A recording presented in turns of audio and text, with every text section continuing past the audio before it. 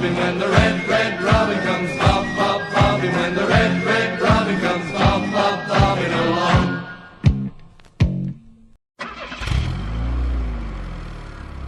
The Robin Pod is powered by Budget Tyres Auto Centre.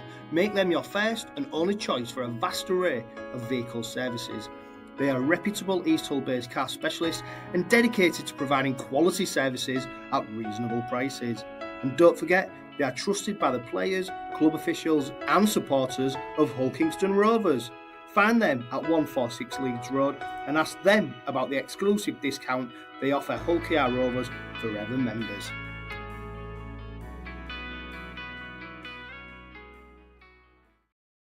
Hello and welcome to the latest edition of the Robin Pod Weekly.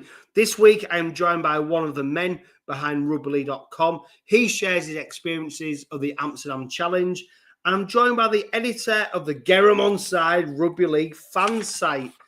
Nathan, welcome to the Robin Pod. How are you doing? I'm all right, thanks. Thanks for having me back. It's nice to be back on. Talking to you again. Isn't it great to be just talking about rugby league? Just talking about the game. It's like the off season seems so long.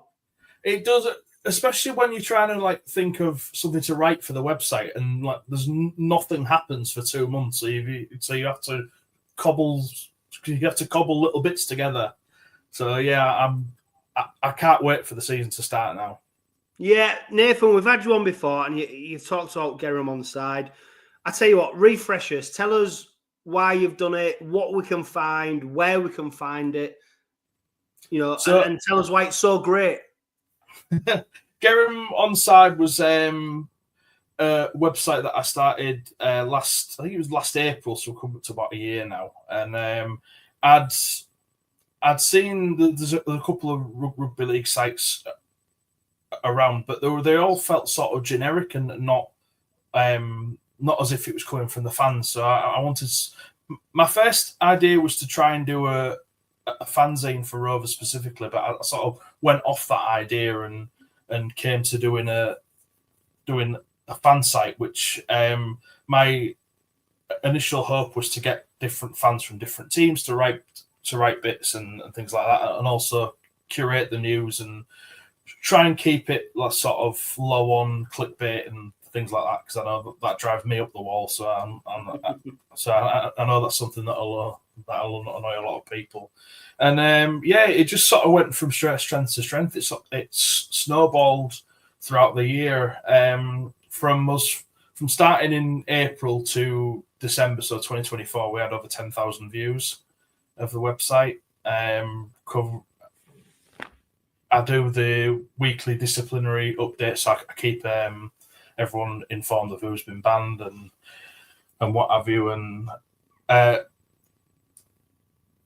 I mentioned before we went live, it's been a tough few months to try and think of things to come up with during the off season, because it just feels like so long. Well, Nathan, I tell you what, you've come up with somewhat massive, really. You've been trying to fill pages and web stories and probably social media. But tell us about this massive project that you've undertaken. Yeah. Last October, I started writing a book about rugby league. And when I first started it, I didn't really know what I wanted to do. But then I was looking on League Express and on the Kindle store, and I realised there were massive books of an almanac of rugby league history. For football, there's loads of books, like yearbooks of who's won the league. And do you remember the old Rothmans? Do you remember the old Rothmans books? No, that might be a little bit before my time, I must admit. How old are you? Nearly 30. Oh, well, yeah, to be fair. Yeah. Rothmans, great. Used to be like the encyclopedia of football. It'd give you all the information, like league results, but not only for that season, every season. Then it was updated.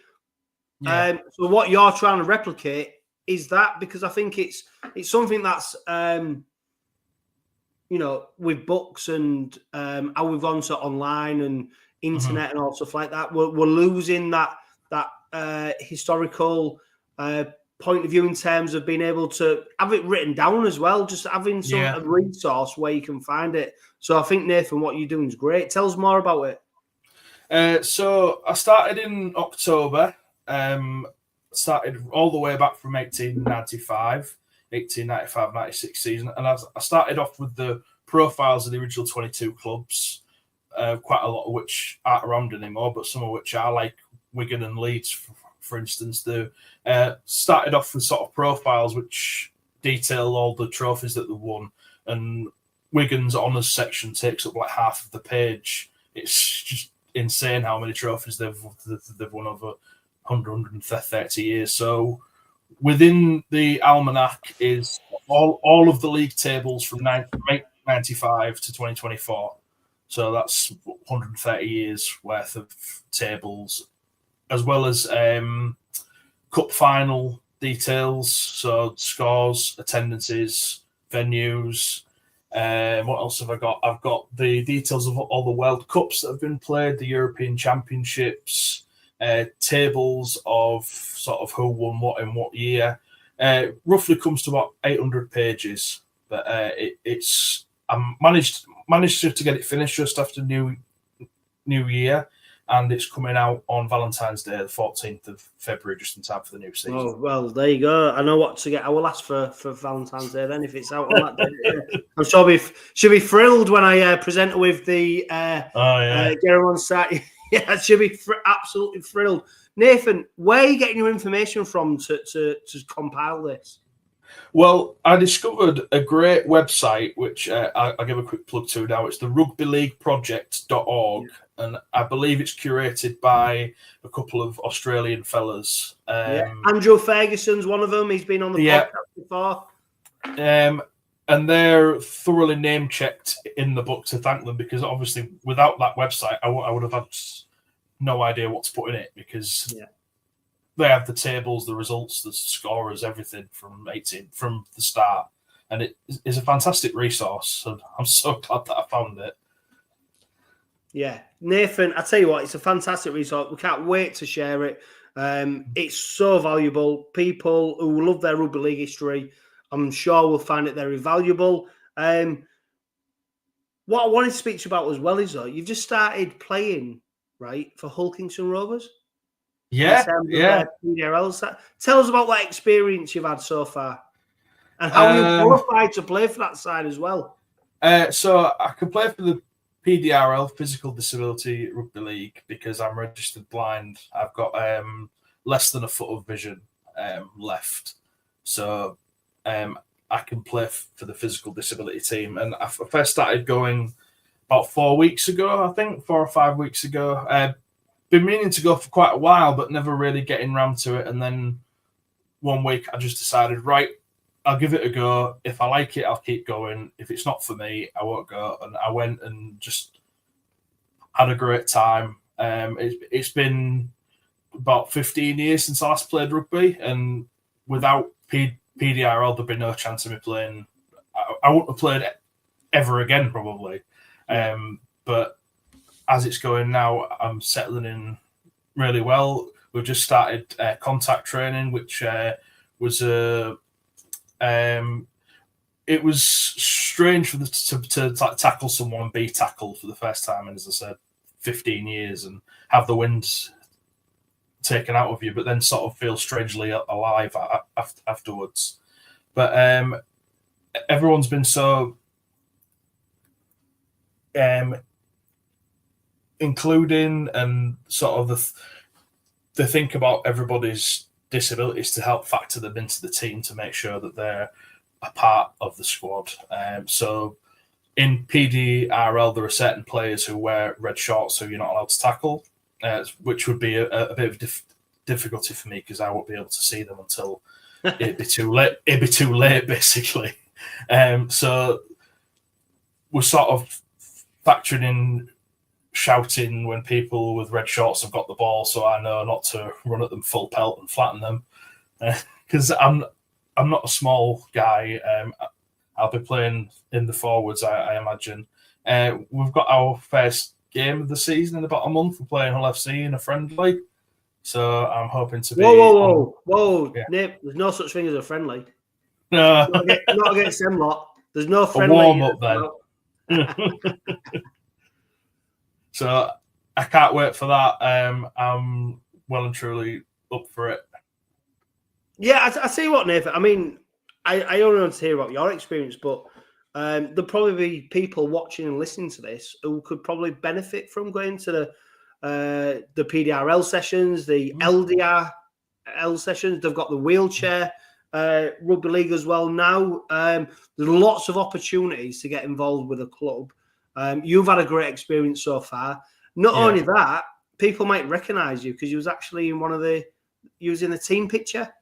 I was, yeah. I was right at the back, in the middle. I think I'm on the same row as Dean Hadley looking upwards. If you go up from Dean Hadley, I'm at the top.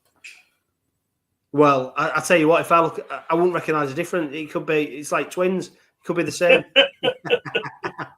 No, I tell you what, Nathan, it's so important that you share that experience because, like you said, people who are watching, listening to this, or might even know people who could benefit from playing, knowing that opportunity is out there. But not only that opportunity is there, that actually it's a warm, welcoming environment for people to come and play, regardless of whatever it is that they've got going on. So it's really important that we've done that. So I'm really pleased, and I'm pleased that you've had a great experience of doing that.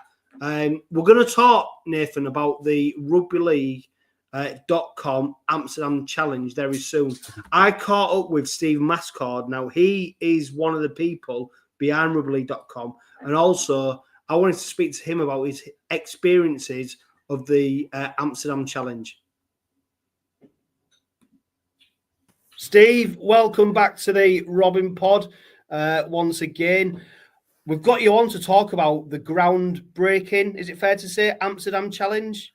Yeah, it was great. I must admit, I'm a bit weary. If you can see me, I still got some Dutch luggage under my eyes from the weekend. It was quite a hectic week. But no, I had a great time. I'm so glad I went in the end.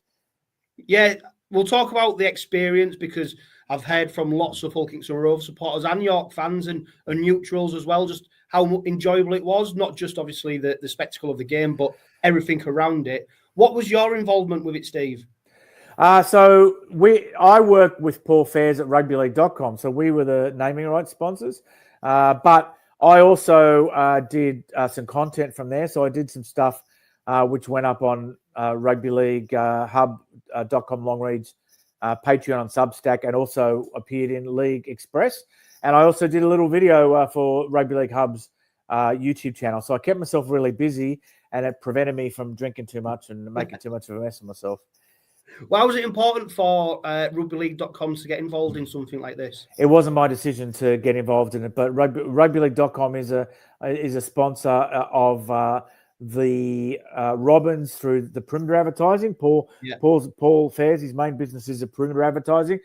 So I think he looked for opportunities in launching the radio station to leverage the relationships he had to get the name of the radio station out there. And if some of the fans might have noticed that rugbyleague.com was appearing on perimeter advertising last year at Robin Park and at other grounds, at Craven Park, and other grounds. So I think that was the case. Paul was like, "Oh well, let's do naming rights for something, so that further promotes the brand." We also did the streaming, which didn't go without complications. Some of your listeners might have had some frustrating experiences there, which I can talk about. But and that's part of rugbyleague.com is a radio station, not a streaming platform. But I've been involved in streaming before through Nova Sports, myself and Jimmy Smith, who used to play Super League and NRL. So again, things I'd done previously helped us do this because it was new for rugbyleague.com, but not new for me. But as I said, at some point, if you want to talk about what happened with the streaming, or some people had trouble accessing the first 15 minutes, then I can tell you what. Yeah, go for it. I mean, I was one of those who suffered, unfortunately. If you think teething problems, now this is definitely like some people say it's passing the buck. It's not. It's just a fact we used a platform called Recast. Recast is the same joint that Jimmy and I used for the Tonga France warm-up game before the World Cup last year, which lots of people watched all around the world, and there were no problems at all. Recast sent us. Recast it's their platform, it's their concept that you buy cast credits, and then rather than you pay with cash, and then the cast credits get you the access to the content and all that sort of stuff. That's a Recast thing. And they said basically there was something about the elements on the page, on the WordPress page, that stopped certain things loading, so that when you paid for the stream, it still can't. You explained to her what happened because you were trying to access it. When you paid for the stream, you couldn't connect, and they said it was something to do with the coding on the page. And they actually are very, they're very, very professional, and they've done a lot of this for sport all around the world. And they immediately had like a crisis bloody protocol, and they did a workaround, and they got it going. As I said, between 15 and 20 minutes, they got it working, and then obviously there was the replay, which everyone could watch a couple of hours after full time. So when we went with Recast for this event, we're actually getting a white label. That means it hasn't got a brand name on it, anyone else's brand on it. Getting a white labeled platform for any future streaming we do. So we may work with Recast again, and it's not because they stuffed up. They were very professional, and they were great with the customer service, I believe. So, but as I said, it was that's what happened. And my experience with streaming is that something always goes wrong, and I'm sure most people who try to stream outside the big channels, and even last year with Sky, and things always go wrong with streaming, and that's my experience.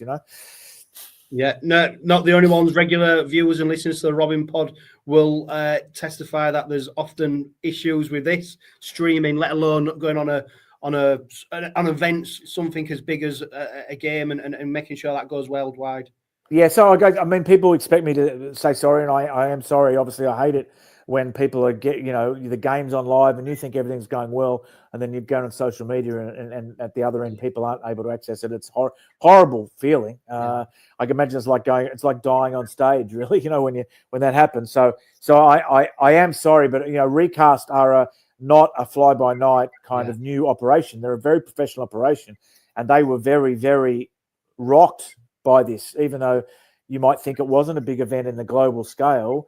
To them, they this sort of problem doesn't happen to them very often. So they were pretty rattled by it themselves, Hey, look, when it was up and running, it was a great product. It was great. The quality, everything about it was great. And people who are watching, listening to this, if you did subscribe to it, check your emails, because you've been awarded some free credits as compensation. So look, it is what it is. It's not the end of the world. I can understand people's frustrations, but ultimately people got to see pretty much the vast majority of rugby league games. The time, it seems like the world's falling in for everyone concerned. Yeah. It does. So there's no excuses. You won't get any excuses from me, but that's the background of what happened, Yeah, so the Amsterdam Challenge, was it something you was a fan of prior to go into it? Oh, super excited. I mean, I've been to and covered rugby league in 15 or 16 countries, and Netherlands is one that I hadn't been to. And I'd sort of been in contact with people in Netherlands Rugby League over the years without having met pretty much any of them. And it was a great story with Dan, who was the president and who proposed to his girlfriend at halftime. So no, it was fantastic. And part of me, at least I got the opportunity, because I got there late on Thursday.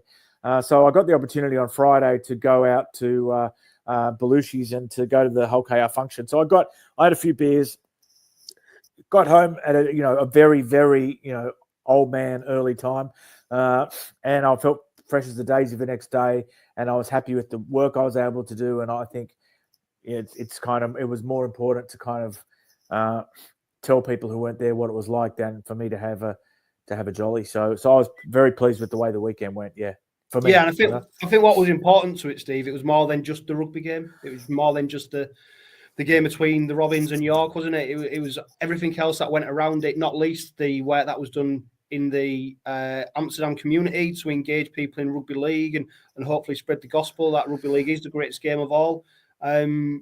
Which is why it's important that this isn't a standalone fixture. It carries on. You know, it was interesting when they were saying I might go to another country next year. And I thought about all that branding that they did, all those microphone covers and media backdrops and banners and perimeter, you know, they weren't going to waste all that money in 1 year. They weren't going to use them again, you know. So I thought I'd definitely go back to at least once. There was a best branded one-off event I can remember, you know, like even compared to Australia, like, you know, in Australia, I don't know what it's like now, okay, because I've been gone since 2018. But for instance, if you have like a charity shield, which is, you know, Souths and Dragons preseason or something like that, I mean, the branding would match a World Club Challenge as far as just the amount of you know, marketing inventory and physical, you know, physical hoardings that were employed for this event. It would be more than a World Club Challenge, and so the club did an amazing job in that area, I think. Yeah, and I suppose, Steve, with things like this, is ultimately, you know, not always, don't happen every time, but ultimately, the more you put into it, the more you get out of it, and you know, that's an old saying, isn't it? But I think with something like this, you've got to really invest in it as a club, not just necessarily monetary wise, but invest into the concept. Well, I guess when you're having meetings and you go, well, you know, we're going to make up some microphone covers that say Amsterdam Challenge on it, someone in the meeting is going to go, that's a complete waste of money. Do you think we're made of money? You know, blah, blah, blah. And so someone, you know, has obviously at a very high level in the club has said, no, we're going to spend this money that doesn't have an immediate comeback, an immediate profit come back from it, because it's all about the general impression and it's all about building the branding of the club. And we're going to wear some expenses that may seem extravagant, you know. And I think, and our game kind of lacks that a lot. We work at the minimum that it might cost to get something done, and then we spend a bit less, you know. So I just thought that it was very impressive and very professional in that regard and world class, you know. Yeah, people who were following the Amsterdam Challenge on social media, we're seeing lots of fan pictures from both clubs. Encouragingly for the game as well was the amount of tickets that were sold to natives of Holland and people across Europe. What was the atmosphere like in the stadium and around it, especially in Craven Street on tour and seeing the fans mingle and just talking about rugby league? What was the atmosphere like? Oh, no, it was good. I mean, bear in mind there was 2,700 people there, so it wasn't a Challenge Cup final, you know what I mean? Yeah. But it was the travelling fans were very noisy. There were a lot of locals. I think a lot of them would have been, you know, people who'd been to rugby union. I know, speaking to people we were working with on the ground, they were going, you know, how many points for a try, how many points for a goal, blah blah blah. You know, they were used to rugby union. They said, had a fewer stoppages, you know. But it was. I mean, there was obviously travelling fans from both clubs, some expat English, Aussie, Kiwi, and South African, you know, people there. I believe there was a group come up from Germany who were rugby league fans, and it was that's the atmosphere you would expect. People loving on a Saturday afternoon, having a beer and having a laugh. The lines. It was a wonderful stadium, a wonderful boutique stadium. That's the one thing, as far as, you know, the differences between the codes, is that, you know, the equivalent for us of the Netherlands would be maybe Vanuatu. I mean, can you imagine the Vanuatu? I'm talking about rankings in the world and stuff. Can you imagine the Vanuatu Rugby League having this purpose-built stadium with a 3G pitch and a wonderful bar and a boardroom overlooking the ground and a perimeter fencing that you can't jump? You know, it's just, you know, the rugby union's got a lot of money and they're able to sort of dole it out to the developing nations so they can build great facilities like that. You can only envy them in that regard.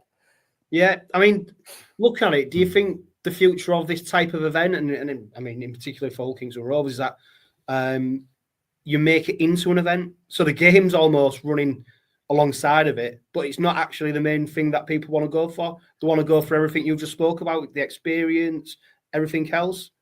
I think it already was that at the weekend, really. Yeah, I think it already was that at the weekend. Really, I mean, people weren't. I mean, the 𝗁𝗂𝗏 fans and the travelling fans were paying a lot of attention to the match, but the Dutch fans were just having a bit of fun. And as I left, which was quite late because after the media conferences and stuff like that, Craven Street was still pumping. So no, that's what it is. I think it's a good place to take matches, and and I know that Dan Van Rossum said one day we'd like to have Magic weekend here. That'd be great, wouldn't it? I think maybe in a couple of years' time they were talking about Paris. So I wouldn't say that. Obviously with Paris, you got all the people from the south coming up, but I imagine Amsterdam's as close to where you are as Paris is to Perpignan, probably closer. So it's just as sensible. It's not any more crazy an idea than having Magic Weekend in Paris, and that's being seriously considered. Yeah, and do you think that the future is holding some of these fixtures, not just friendlies, but Super League games on the road? And do you think that's the ultimate ambition for this? Well, a lot of the clubs have very strict agreements with their venues where they can't move matches. And Richie Myler was asked about it. I'm sorry to mention the other mob, but he was asked about it at their media day a couple of days ago. And he said, well, I don't think we can get out of the stadium and we can't move a game. And I think that's the same in a lot of places, which is really unfortunate. This ground only holds 4,000 people. I would think that maybe, in practical sense, it wouldn't be bad to fill it up. But I guess from the optics point of view, a Super League game being moved overseas and then the joint only holds 4,000 people, it gives too many critics ammunition. So that's within half an hour of walking in, my first thought was, let's play a comp game here. So yeah, that was a vibe, Yeah. And Steve, you're heading back to Hull later today for the Hull Kingston Rovers Media Day, which is taking place tomorrow. Yep. What I've noticed off the field, especially with the club, is a real high level of professionalism and a real desire from the staff to deliver for the club, and which ultimately delivers for the supporters and the sponsors and everyone else. But it does come really apparent to me that they are taking it to that next level off the field. I'm sure every club is saying that, but I was super impressed with the guys who were there all week last week, and when I arrived, they'd already been there preparing for everything. And I had a chat to a friend, someone last night. We're talking about doing something in Vegas on the Tuesday night when there's nothing official on, trying to get a few people in. And I said, well, I went to one of these things last Friday in Amsterdam, and that's how you want to do it. Everyone knows about it. You have some discounts at the bar, or discounts on food. You have some guests on stage who people want to hear from, and so I think everyone's trying to do what you said, but I think 𝗁𝗂𝗏 are doing it really, really well at the moment. I guess Wigan are the other club that do that really, really well too. And I think as well, ultimately, as much as we're talking about expanding the game and the great working community and providing supporters with a great experience, I think what Paul Lakin said around it being commercially successful, I think that pretty much underlines everything, doesn't it? Because ultimately, if there's a load of money lost on this, it won't be happening again. Yeah, I don't know what the commercial arrangements were. I don't know who. Yeah, I don't know. I can't tell you. But if it was commercially successful, that's great. If you can make money by taking two teams overseas and getting 2,700 people there, I'm sure every club in the world would like to know how you do it. Obviously there was help on the ground to get the teams there. I know Clint Goodchild at York, he wants to go back next year, but equally, there's people saying that, let's take a club that maybe a Super League club next year might bring a few more fans. And then after next year, talking about going to another city in Europe. But, Rugby League's been going in the Netherlands for a while, but it's only in the last sort of 3 years that they've really stuck their head up as being a leading sort of country, and being and it's showing those same qualities that you said 𝗁𝗂𝗏 have displayed in terms of marketing and branding and professionalism. And you know, and now they're kind of leading the way. I mean, European Rugby League is become a part-time organisation now. The last World Cup didn't deliver them enough money via IRL, and now the general manager and main development guy have jumped ship to IRL, and so European Rugby League in general is struggling enormously, and I think it might speak really to the need in our game for the clubs to lead the way as opposed to the sort of regional federations, because the clubs are better resourced than the regional federations. So yeah, it's really interesting. Yeah, and Steve, lastly, before as we look ahead to the start of Super League 2025, what do you think the Robins' chances are this season of hopefully lifting silverware? Yeah, pretty good. I think I heard Willie talking up at 𝗬𝗂𝗀𝗃𝗃𝗃 last Friday. I was sold. I bought everything he said. So no, I mean, best signing of the year, 𝗀𝗃𝗃𝗃𝗃 and you know, and a really good coach and a really sort of smart on the ball operation. So I see 𝗀𝗂𝗃𝗃𝗃 as sort of grasping the nettle and being you know alongside Wigan again this year in terms of performance. And I'm really looking forward to seeing him play. Excellent. Thanks for that, Steve. No.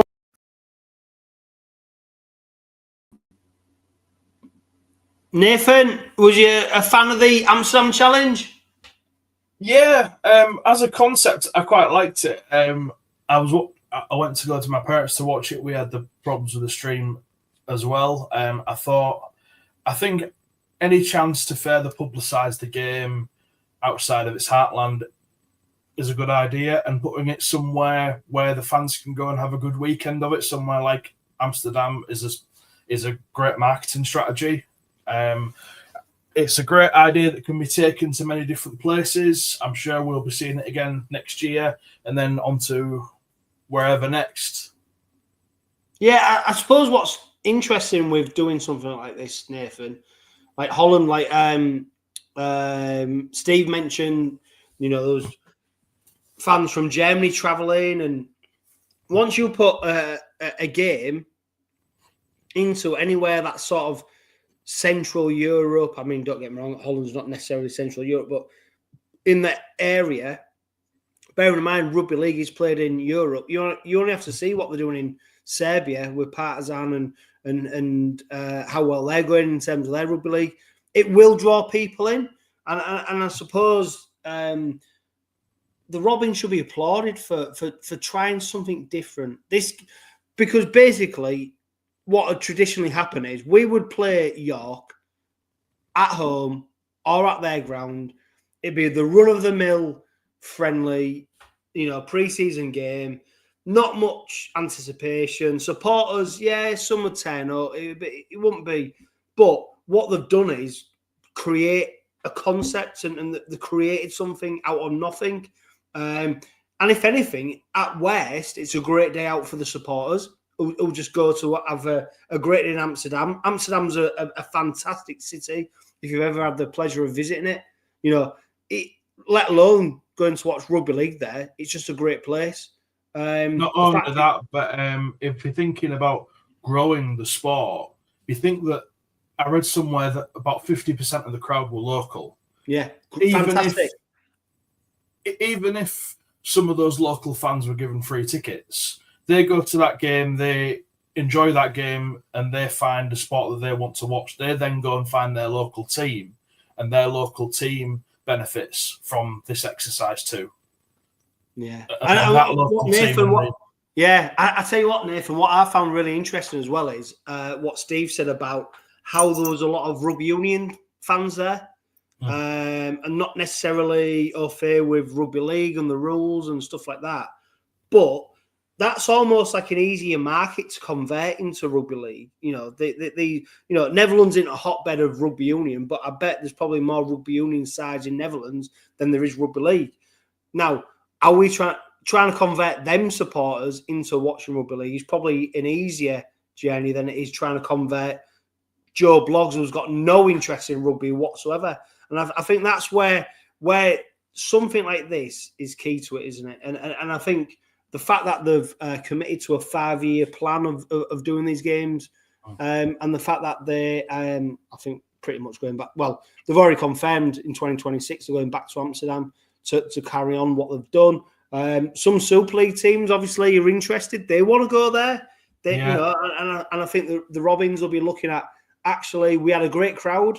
We got great exposure. That was playing a championship side. Don't get me wrong. I do think that 𝗕𝗂𝗃𝗃 deal that they did during the season was probably key to this. Don't forget when 𝗕𝗂𝗃𝗃 bring people in over from Holland, the two cities that they bring them to is Hull and York. So I think there was a big marketing that would have been part of it, and you know, it didn't pan out that way. So it'd be interesting then to see who the next opposition is, based on what deals they do next. But I do think this is a really great concept, and like I've said before, like if at West it's just a great opportunity for supporters to go watch their team, that's great. If that's all it is, why not? If we can then maximise and profiteer and grow the game, then they're the next bits which you know, we should benefit from, and I think we will. But I'm really excited about this, Nathan.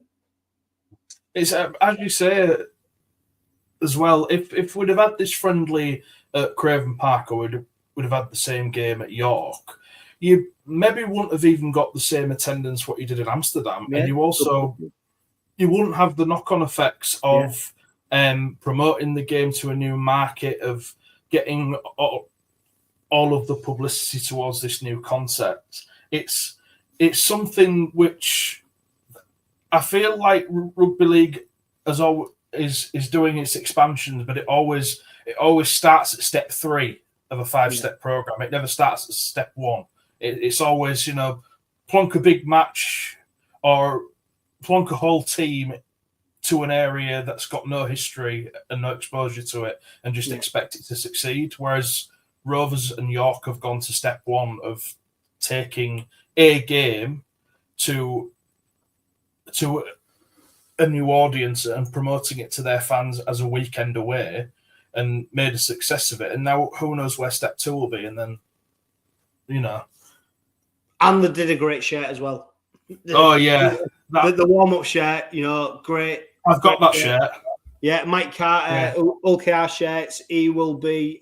He does great work in terms of telling the story of kits and shirts. Check out his Roger Millward piece that he's done, because it's great knowledge. But the shirts are, you know, I think that's the thing as well, is that they've got the merchandise. They've just got everything right about it, and like we said, the 𝗕𝗂𝗃𝗃𝗃 stuff that could have been, you know, different. But hey, look where this grows. It's going to be fantastic. I think there's lots of opportunity to grow it. And then what you can start doing is appealing to, like we said, the other markets in Central Europe and the ones who are playing Rugby League. Come and have a trip here. Come do that. And look, I'm all for growing the game. You know, I know this game, Rugby League, which is the greatest game of all, will not sustain itself by just playing it along the M62 corridor. It will not. So we need to be doing something. And Hull Kingston Rovers, they're one of a few sides who are doing something about it and trying to grow the game. There's other Super League sides who are trying to do things, so fair credit to them. It's not just the Robins, but yeah, fantastic. Nathan, there was some transfer business. We saw today that Noah Booth from Wakefield has signed for the Robins, with Neil 𝗕𝘂𝗄𝗃 going the opposite way. It wasn't reported early this morning, if you're listening or watching today, and if you're listening later on. It wasn't reported that he'd be only going on loan. So we signed Booth on a 4-year contract, which gives you a certain degree of confidence that the Robins are looking at him as a long-term prospect. 𝗕𝘂𝗄𝗃, the fact that he's coming back as well, he's a fantastic prospect for the future. It just seems to be a good deal, a good business. Steve Till, who does the Robins Remembered, he gave a he gave me a great report on Noah Booth, saying that he saw him in a youth cup final. I think the schools Challenge Cup final that they do, and then Challenge Cup finals, they say he looked like a fantastic prospect. Yeah, I mean, a 4-year contract, Nathan, at the age of, 19, 20, I think, gives you a certain degree of confidence that the Robins think that he may be a prospect to eventually break into the first team. Yeah, it shows that the club are excited by him, at the very least. I can't say that I know much about him myself. Obviously, Wakefield been in the Championship last season. Whatever game time he might have gotten out, I wouldn't have seen. But to sign a young player to a 4-year contract shows that the club is behind him. And to 𝗕𝗂𝗏𝗏𝗄𝗏, I do believe he's out of contract at the end of the season, so he might not be coming back to us even after his loan. But obviously that remains to be seen. But if he does end up coming back, then we've not really sacrificed anything, have we? Because you wouldn't have thought 𝗕𝗕𝗏𝗏𝗏 would make many first team appearances during the season. So it looks like a win-win scenario for us. Yeah, and if you look at Noah Booth's first words that he says, firstly, I'm delighted to have signed for 𝗀𝗂𝗃𝗃. He said, it's a big move for me. The club is going to great places, and I'm looking forward to being part of it. It's a massive opportunity for me at 𝗀𝗂𝗃𝗃. I think it's a perfect place to push me to the next level. 𝗀𝗃𝗃𝗃 said Noah's good speed and is an athletic outside back who can also play in the halves and fullback. We are looking forward to seeing Noah's development over the next 4 years, which is interesting, isn't it? Because obviously he can play a array of positions, and it'd be interesting to see whether Robins then push him into based on 𝗀𝗃𝗃𝗃's training and the club and where he ends up. So great to see that. We've got the Challenge Cup as well, Nathan. The Robins are in action on the 7th of February. They will play York or Keighley. We've already spoke about York. And what was interesting for me, Nathan, about the Amsterdam Challenge is that that was pretty much York's first team, their strongest side that they put out. As good as there was, it didn't really leave me that concerned that if the Robins played their first team, that they'd be in trouble. Is that fair to say? Yeah, no disrespect to York, because I think they're a championship team that are going places, really. But with the Amsterdam Challenge being a friendly and with us playing our reserves, I wasn't particularly looking at it to take any lessons for the main season, apart from maybe thinking who might challenge the starting 13. In that regard, I thought 𝗬𝗏𝗏𝗏𝗏 looked promising up the middle. I think he'll be pushing into the 17 a couple of times this season. But I do think with our starting 13, which is what I would expect 𝗀𝗏𝗏𝗏𝗏 to play in the Challenge Cup, or at least as close to it as he can. I know that Mikey might still be out, and we'll have a couple of niggles. But it's not to say that I don't think they'll give us a challenge, because I don't think York or Keighley, for that matter, no matter who it is, will turn up and roll over. But I also don't expect the Amsterdam Challenge to have much of a profound effect on the Challenge Cup game. No, I mean, the Amsterdam Challenge, there was a few players, weren't they, who probably stood out more than others. Jack Brown, who was handed the captaincy, I think he was probably my man of the match. He seemed to lead the line very strongly. He's bulked up massively. He looks so lean and fit. Jack Brown, I mean, don't forget, it was a swap deal for Yusuf Aydin. The player we signed then to the player we've got now is a completely different player, I think, when you look at him. And he's someone who's took on the mantle of someone who wants to be in that first team, which I think 𝗀𝗏𝗏𝗏𝗏s drives in them. You're not a squad player. You're a player who's pushing to be in that first team. Give me a reason to play you. And the fact that he was given the captaincy probably speaks volumes of where 𝗀𝗏𝗏𝗏𝗏s thinks Jack Brown is. I'm not saying he's going to be a starting player, but I think he's pushing the envelope to say and to suggest and make Willie Peters take notice of him, which is great credit to him. Anyone else stand out for you, Nathan, in that Amsterdam challenge? As I said, 𝗬𝗲𝗄𝗃. I was excited to see how he kicked on at Rovers after the plaudits that he earned last season at Bradford. I thought PLT looked dangerous when he was running at the line. I think he will benefit massively from a season in the Championship with Oldham this season. I expect that they'll have a decent season somewhere around the middle of the Championship, and he'll also get to play with the likes of like Drinkwater and Dudson and what have you. So that experience will only help him further on. I actually thought 𝗕𝗂𝗃𝗃𝗀𝗏 had a decent game too, out in the centre. We're starting to clutch at straws now, aren't we?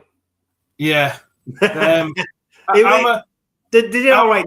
They did all right, but there was a lot of players who didn't do great. There seems to be, we're in a good position and a good problem to have of having too many players and only 13 places, especially in certain positions. When I think of what our pack's going to look like our first choice pack, it's a difficult decision to make because you've brought in Rhys Martin, but you've also got your James Batchelor and Dean Hadley who had great seasons last season. One of those two would have to miss out to bring Rhys Martin in.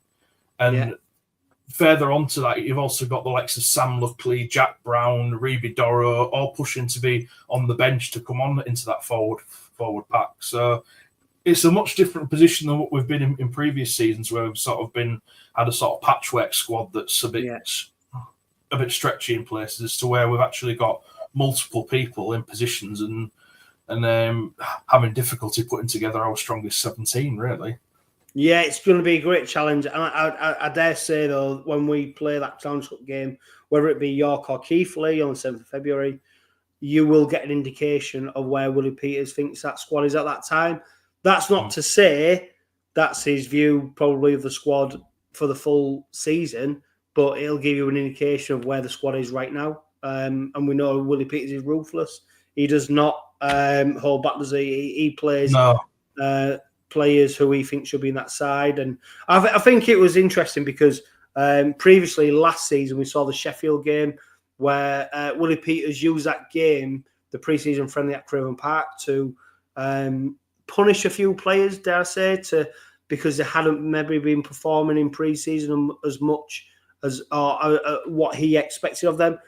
I wouldn't read into the Amsterdam Challenge, though, in terms of the fact that Broadbent, Tanganoa, Jack Brown, I wouldn't say that was the reason they was in that side. I think Willie Peters put them players in that team because they needed a bit of steel. They needed a bit of experience, and I think that's why they ended up playing. So, you know, two pre-seasons, two different outcomes. Nathan, when you look at the Robins and you look at the season ahead, and everyone's making predictions now, it's silly season. Realistically, or not even realistically, maybe what do you expect? Where do you think the Robins are going to be come the end of 2025? Well, I hope we will have a trophy in the case. That's the big thing for me now, because I think in a couple of years, if Willie Peters goes back to Australia to take a job back there and he's not won a trophy, then it's not a success, because significant, like, back-to-back seasons of finishing 4th, 3rd, 2nd, but not winning a trophy doesn't equal to a successful spell to me. That progress that we've made has to translate into trophies. The pragmatist in me says that we're going to go for the Challenge Cup this season. In my prediction post that I did on Gerrim Onside in the new year, I predicted Rovers to win the Challenge Cup. And I think it's very much a case of either or. It's either we win the Challenge Cup or we get back to the grand final again. and potentially push for the Super League. Well, also, which is on point, Nathan, because I don't think, I've seen some Robin supporters wonder what side Willie Peters will put out against either York or Keighley. In the pursuit of silverware, they will not leave anything to chance, which is why you will probably see the strongest team available to Willie Peters at that time against York or Keighley, because they are hell-bent on trying to do something, and they will not see they'll see no reason why to play a weaker side. And also, don't forget, we'll play Castleford the week later in the first game of Super League, so it's the prime opportunity to get players into the fold, playing first grade rugby league at an intense level, what we need them to be at, ready for that Castleford game. It's going to be really interesting to see how this pans out in terms of the season. I think Challenge Cup is probably the best route to silverware because it's the shortest. And that's why I think Willie Peters will be taking this competition seriously in terms of the team he puts out for that game against York or Keighley. But on the same side, I'm so surprised, Nathan, that there's a lot of detractors to the Robins in terms of thinking that we've not recruited well or where we're spent for. And I'm thinking, if I look at the recruitment of what the Robins have done in terms of the other sides, in terms of also retention, what we've kept, I think we look pretty strong. Like, the only thing I'd say to that, Nathan, and great to get your opinion on this, we are an older side. We've got a lot of 30-plus players in that team. Yeah, that was my biggest worry in our recruitment for this season. Was we were given plenty of stick to the Hull fans for their recruitment, when in reality we've probably signed older than they have. And but we've signed quality. The only thing, Nathan, quality, not just old players. Yeah, I mean, you can't buy the experience of a Jared Warner-Hargreaves, even if he is only here for a season, which I suspect he will be. Who knows? He said he spoke about Nathan about wanting to stick around for maybe another year. So he's quite open. And the fact, I think, what's telling Nathan as well is the fact that he's moved his family over as well. It's not just him coming over. So who knows? But then that starts worrying you. Is anyone else sniffing around him? Yeah, I think in respect of people writing us off, they obviously haven't learned their lesson from last season, because last season we were supposed to be a flash in the pan from the season before, and look what happened there. And I think we have as good, if not a better side for this season, albeit it's probably a side that's going to be better for a single season, given the age of some of our players. I think we need to be looking for big recruit for 2026, but this season is the biggest chance that we'll have for silverware. If you look at the teams around us, there's Wigan, who haven't recruited because they haven't really needed to. Wigan will still be up near the top of the table. There's Warrington, who I'm not impressed by their recruitment at all, really. Having looked through each club's signings, incomings and outgoings, I think Warrington will be up there with us and Wigan again, but I'm not as impressed by their recruitment. We look on paper, and I know it's always dangerous to look at a team on paper because the game's played on grass, not on paper, but we have a stronger side this season, and last season we were only 2 points behind Wigan. So what does that... I mean, I was at the Wigan game that we lost, that we arguably should have won. And I think that was the sort of flashpoint of last season, where things were won and lost to a certain extent. Yeah, totally agree. Shoulda, woulda, coulda. Question time. Nathan, Rob HKR over on X, formerly known as Twitter, before a billionaire megalomaniac took control of it, Do you think we're lacking in world-class fullback? 𝗂𝗃𝗀𝗃𝗀 was amazing when on the field. 𝗬𝘆s is quality, but not sure if we have aspirations for silverware. Think we need a superstar fullback. Is that a bit disingenuous to 𝗂𝘃𝗀𝗃𝗀𝗃? Yeah, I think so. I thought 𝗂𝘃𝗀𝗃𝗀𝗃 was our best new signing of last season. And it sort of seems to push him out to say that. Looking ahead, he's out of contract at the end of this season. Looks like we're going to be bringing 𝗂𝗃𝗃𝗃𝗀𝗃. Are we going to be putting 𝗂𝗃𝗃𝗃𝗃 in the halves or at fullback? Is 𝗂𝘃𝗃𝗃𝗃's likely to move on at the end of the season? Who knows? I think 𝗂𝘃𝗃𝗃𝗃𝗃 is a perfectly good fullback for the squad, and I don't think there's an improvement available on 𝗂𝘃𝗃𝗃𝗃, and there's nobody that I would take over him as things stand. Yeah, and also I'd probably take to task Rob on 𝗂𝗃𝗀𝗃 was amazing on the field. I think 𝗂𝗃, as good as he was in moments over the last 5 years, he's probably one of my biggest disappointments in terms of just what we did get for a long time. Like he had moments, but he didn't have that consistency that we was craving for. It was a bigger disappointment for the fact that he spent more time sort of off the pitch than on it, which I don't suppose is really his fault. He never won injuries, but he was coming towards the end of his career, wasn't he? And all of those little injuries that he'd have picked up throughout his career were starting to show by the time that he arrived at Rovers, which is a shame, but these things happen. Yeah, and also, I dare say, someone like that signing for a club is then the catalyst for other players to follow suit.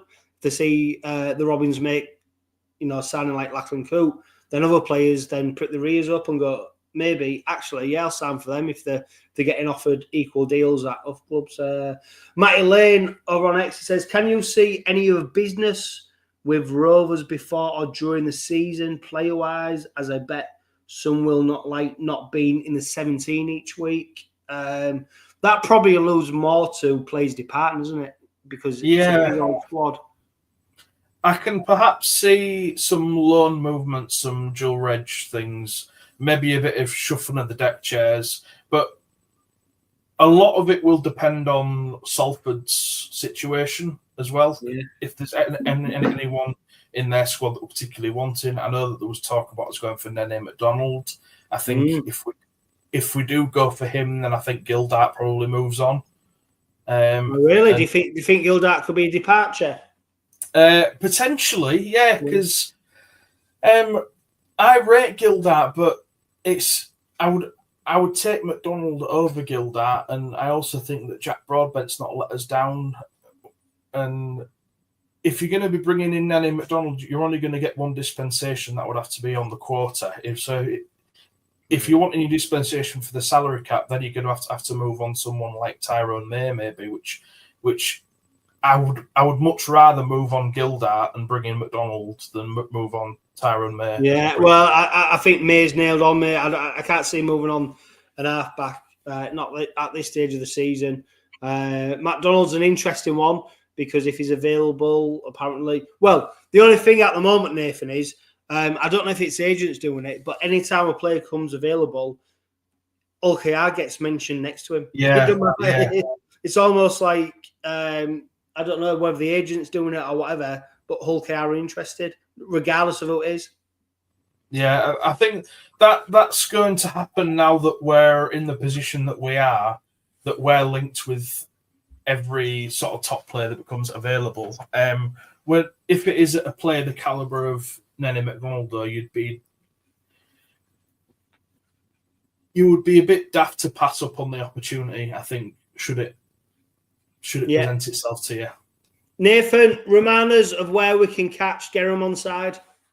So it's Gerrim Onside, that's GERRIM onside.co.uk. Singing a song when the red robin comes bobbing when the red, red robin comes bob, bob, bobbing when the red, red robin comes bob, bob, bobbing along.